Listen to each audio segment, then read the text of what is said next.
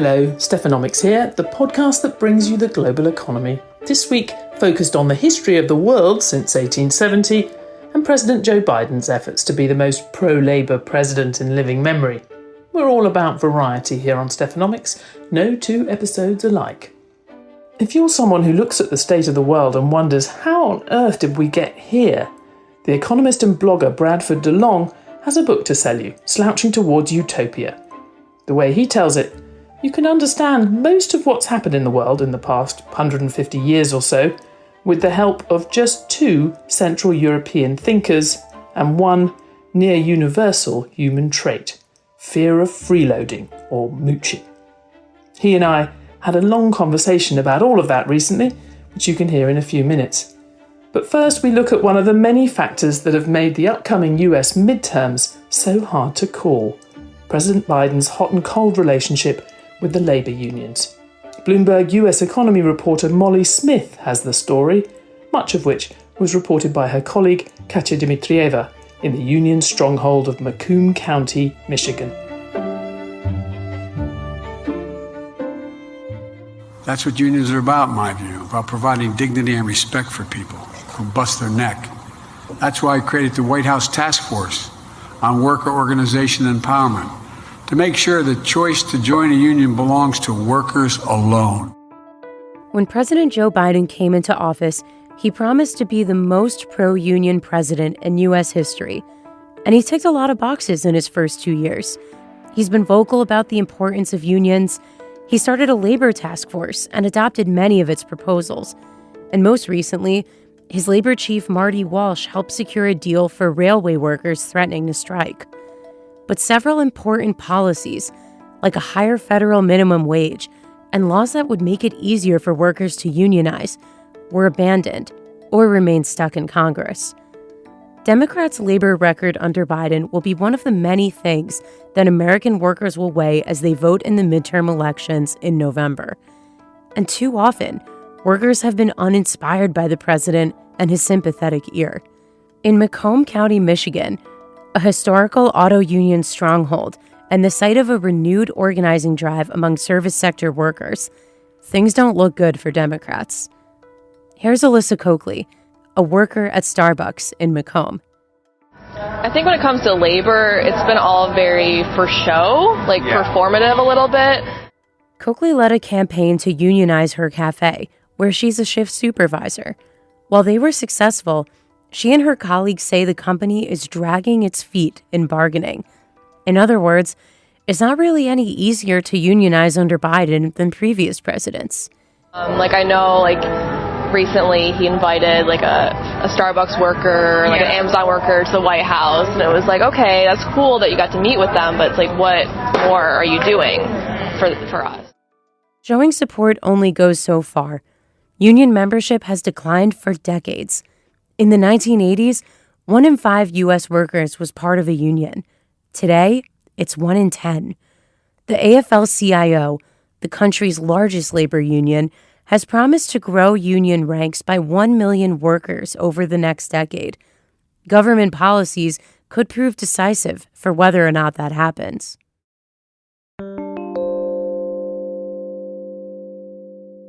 I think the general consensus in industry is that unions create conflict between employees and employers. That was William McKenzie, CEO of Left Coast, a cannabis company in Michigan.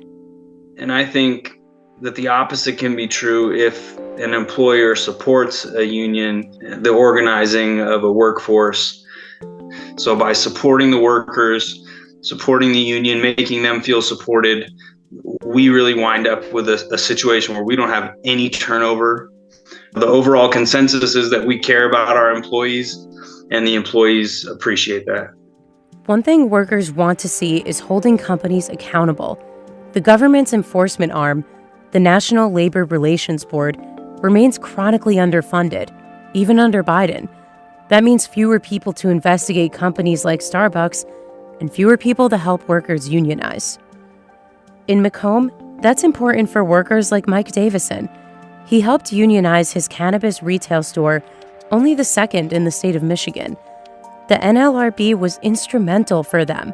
Staff answered questions, hosted the vote, and are now looking into a complaint filed by workers against the company at another location for coercive statements.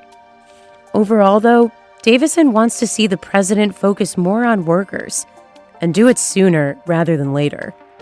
And honestly, I'm not going to wait for somebody in a big white house to help me. I'm going to do it right now. I would love a pro-union candidate. I love there to be a lot more focus politically on workers, the working class, the people who show up to their job, do work, as opposed to, benefiting the employer class that hires people and makes money from them. There's enough people looking out for them. They have their stake, they have their money, they have their security. I need someone looking out for me.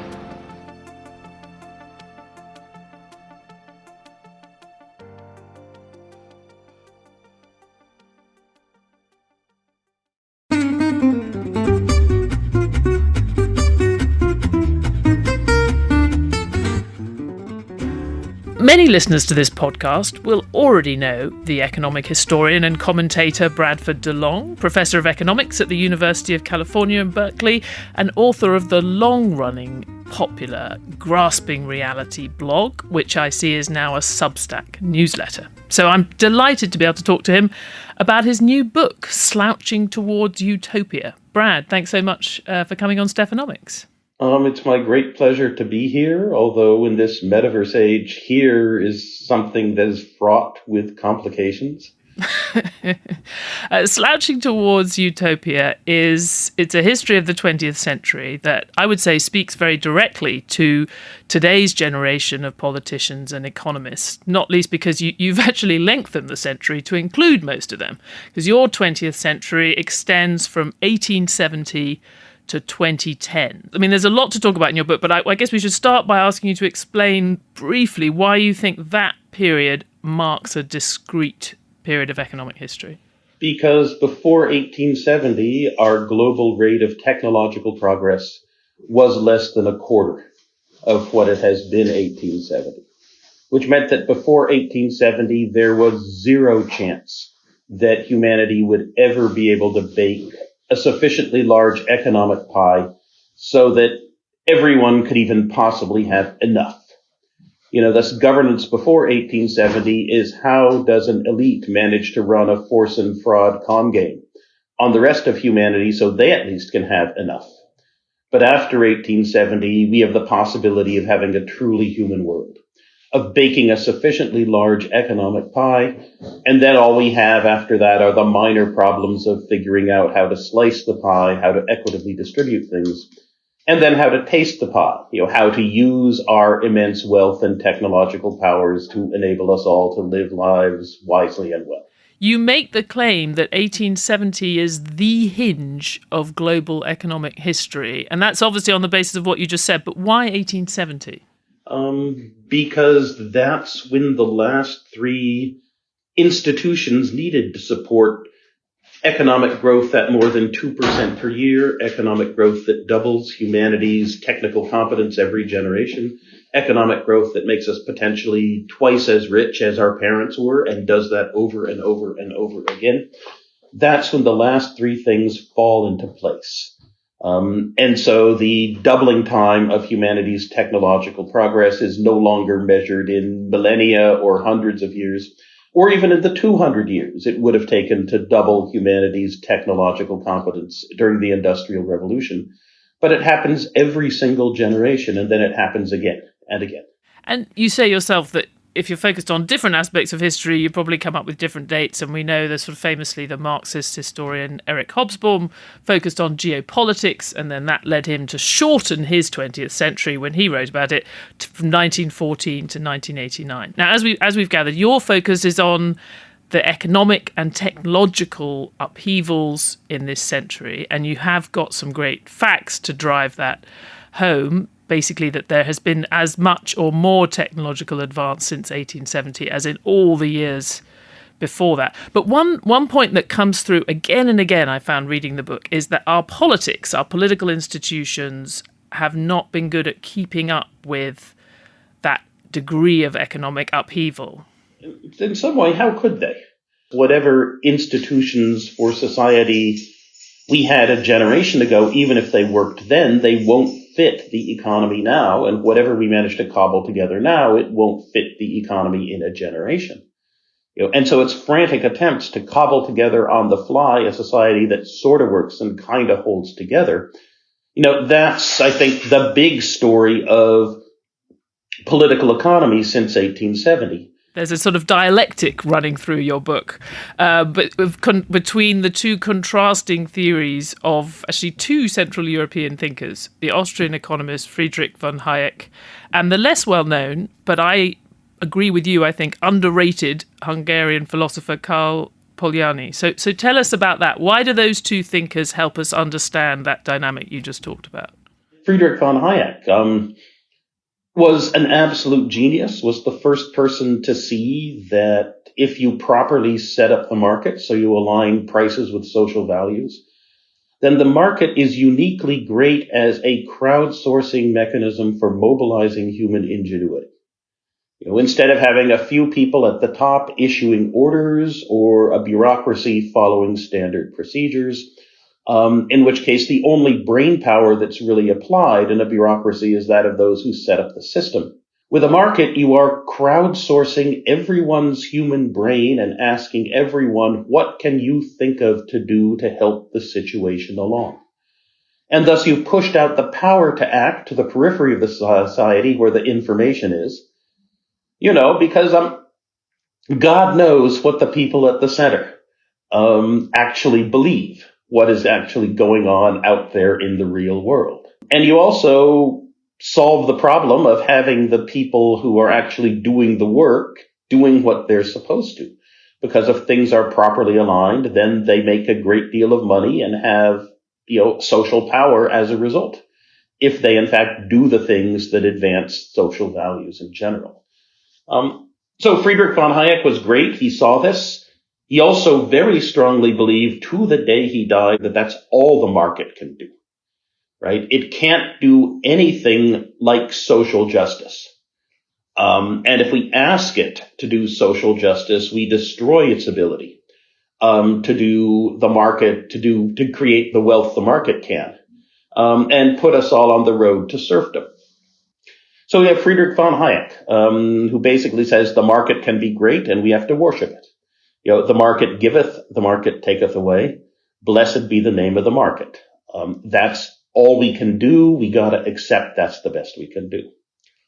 But Karl Polanyi said, wait a minute, that doesn't work. You have a market society, and that dissolves every single form of social power other than wealth. That means that there are no rights that are respected except for property rights. And the only property rights that are worth anything are those that may help you make things for which the rich have a serious Jones. And people simply will not stand for that. You're going to get a very powerful reaction. It may be smart, it may be stupid, it may be genocidal, it may be benevolent, but that, an attempt to impose the von Hayekian market view of the world will blow up and explode. And indeed, a huge amount of the politics of the world since 1870 has been various people for whom the market is good, saying we should definitely expand its role, and all kinds of counter reactions of one sort or another. And it's a frame in which you can make a good deal of sense of a huge amount of stuff that's been going on since 1870.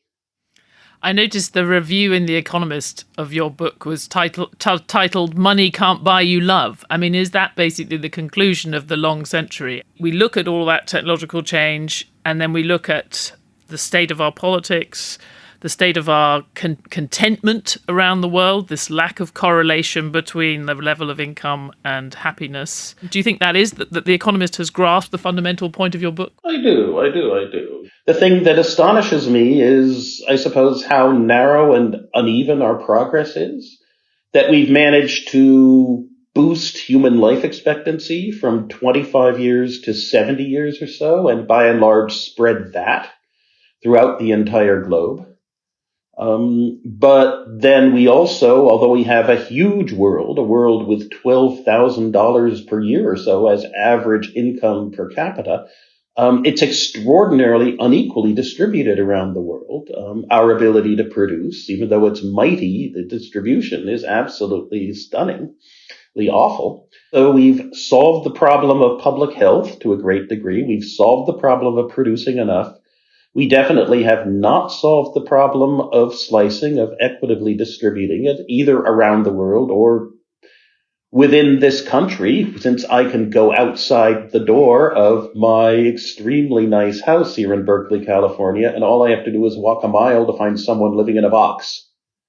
Right? And then, of course, the problem of actually utilizing it, of taking wealth and using it to create a good life for yourself, rather than a life in which, for some reason, what you thought would make you happy does not.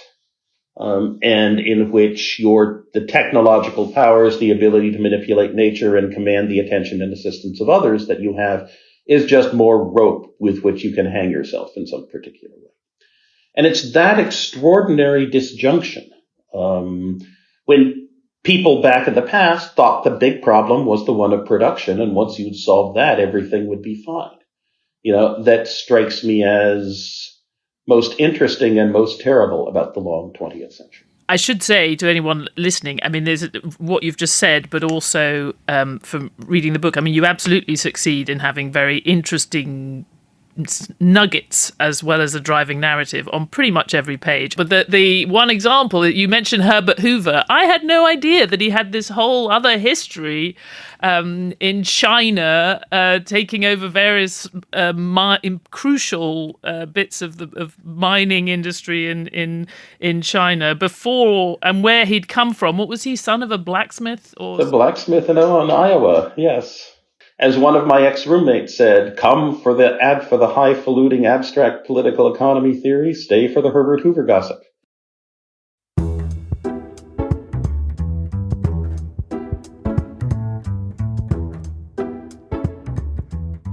If technology is to some extent driving the upheaval or the challenges to the political system, there's also a human nature piece that you identify, and what I thought was a pretty crucial observation towards the end of the book, which really comes down to the fear of moochers being a sort of driving source of instability. And you say humans, at least we humans, see society as a network of reciprocal gift exchange relationships. And as a general principle, we agree that all of us do much better if we do things for one another rather than requiring that individuals do everything for themselves. We don't always want to be the receiver. We don't always want to be the giver.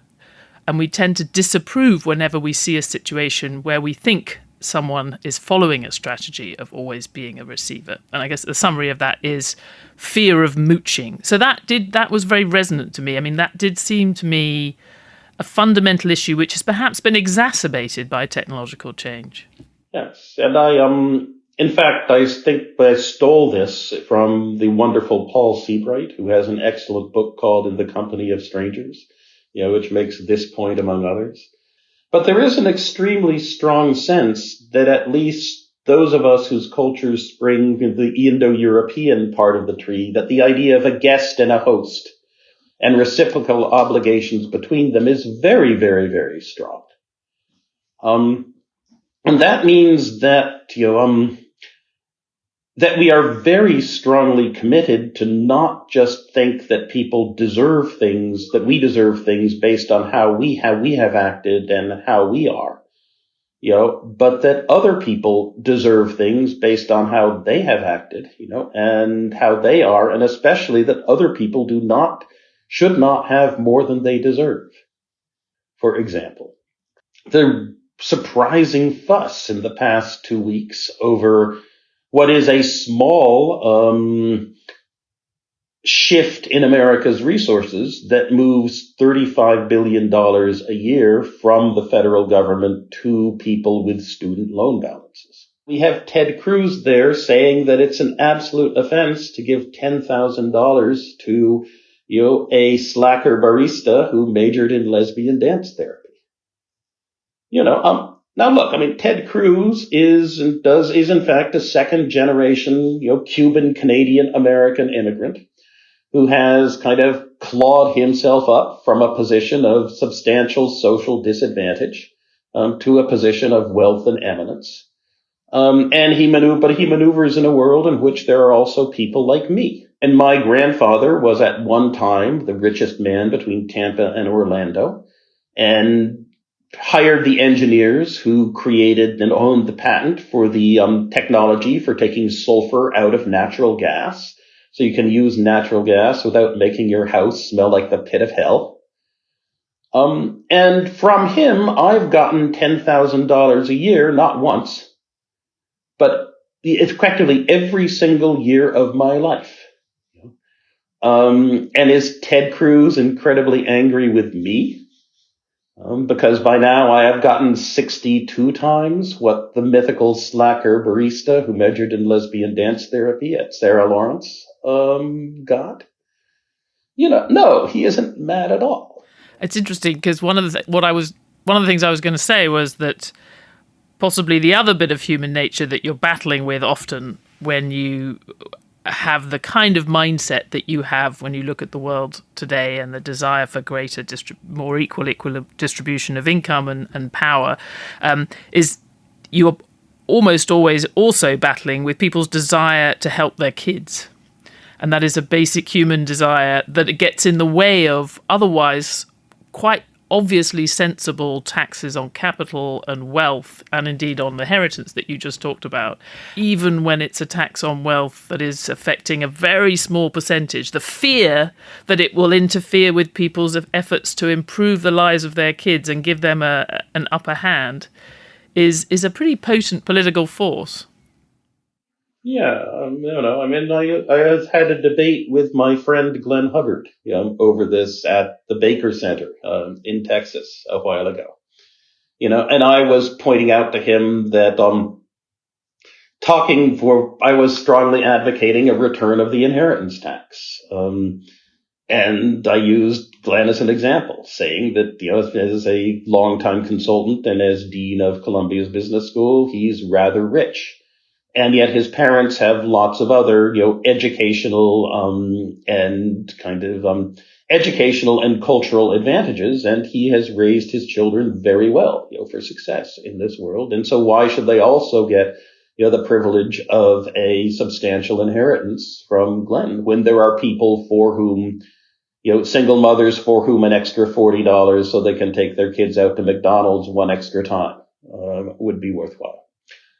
And Glenn's reaction struck me as very interesting. And it was, yes, that the cultural capital that you contribute to your children by how you raise them is overwhelmingly by far the most important part of what you do. So then financial inheritances are kind of a second or third order thing, and we shouldn't worry about them and shouldn't tax them. But then if they're not important, then it doesn't matter so much to tax them. And, Glenn is not dumb, but still you can see his mind trying to cling to not reaching the conclusion that he ought to be in favor of inheritance taxes. Because if he were in favor of them, he would in some way failing his duty to his kids.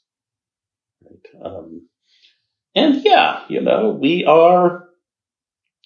We are a network species, structured in guest host gift exchange relationships. And we are a family species, structured across time in who is related to whom. So much so that we find it very hard to assemble a large-scale political organization without turning it into some kind of fictitious kinship, organization. That gives us hope, right? Because right now our economy is so complex and so complicated that we really are engaged in a gift exchange relationship with the people 10,000 miles away, right? There is someone whose house is underwater in Pakistan right now who probably did something, wove the wool that could have been in the carpet that my feet are now resting on.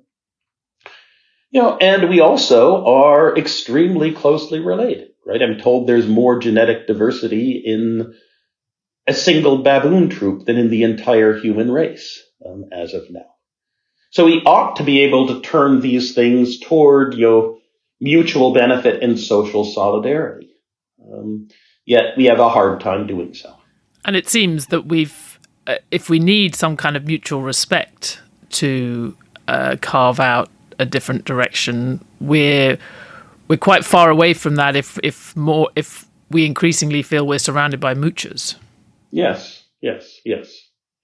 Or we fear that we are moochers. So briefly, point to us some sort of straws in the wind or chinks of light where people are recognizing that, where you think there's signs of hope that we could be moving in a better direction in some parts of the world, some battle. Well, the incredible technological competence of humanity today absolutely astonishes me, and the extraordinarily fall in the price of renewable energy, that has happened in the past 15 years gives me enormous hope. That it is 29 years ago, I was tramping through the halls of the Capitol building, trying to help, carrying spears for Larry Summers and others as they tried to lobby and hold the Democratic coalition together for the Clinton reconciliation bill, including the BTU tax. But we got within one vote of getting the BTU tax in 1993. And back then, I strongly believed that you needed not just a carrot or a stick in order to deal with global warming. That it was going to be nasty and expensive to shift the economy away to a less energy-intensive configuration, simply because all the stored sunlight in coal and oil is such a great way of accessing solar power, albeit the solar power of the sun from 500 million years ago, and that there really was going to be no substitute. Well, lo and behold, now there is, and now we don't need the stick. All we need is the carrot. All we need is a little bit of subsidies to make investments that make sense on their own. And we can move extremely rapidly to keep ourselves from cooking the planet much more. That gives enormous hope. Another good straw in the wind from the Steve Jobs archive.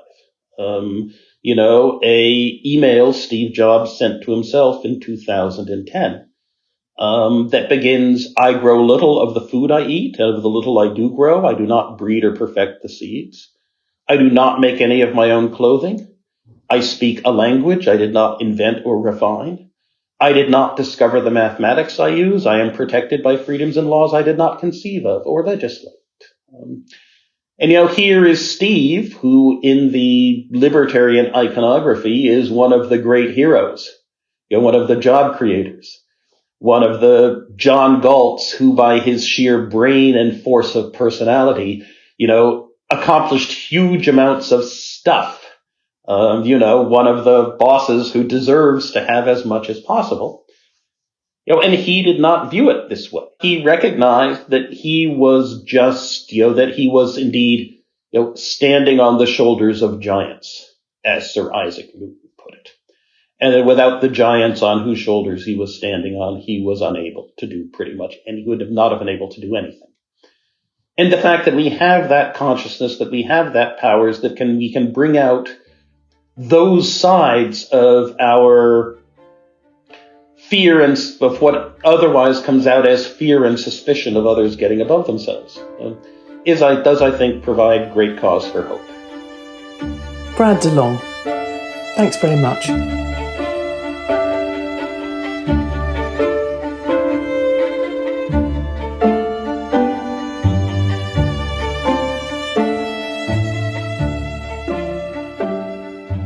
That's it for Stephanomics. Next week, more on the US and maybe Brazil too, who knows.